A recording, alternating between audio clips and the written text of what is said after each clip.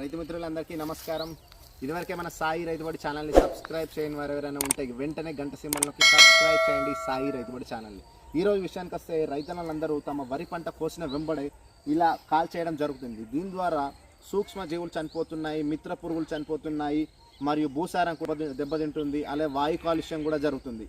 ఇదంతా కాకుండా ఇలా చేయకుండా రైతన్నలందరూ ఒక సింగిల్ సూపర్ ఫాస్ఫేట్ 50 నుండి 100 కిలోల మధ్య, అలాగే ఒక 10 నుండి 15 కిలోల మధ్య యూరియా తీసుకొని చల్లుకొని దాని తర్వాత మనం రోటవేటర్ కనుక దున్నేసి ఒక 20 రోజుల నుండి 25 రోజుల మధ్య ఉంచినట్టయితే అది మనకు ఒక సేంద్రియ ఎరువుగా మారుతుంది.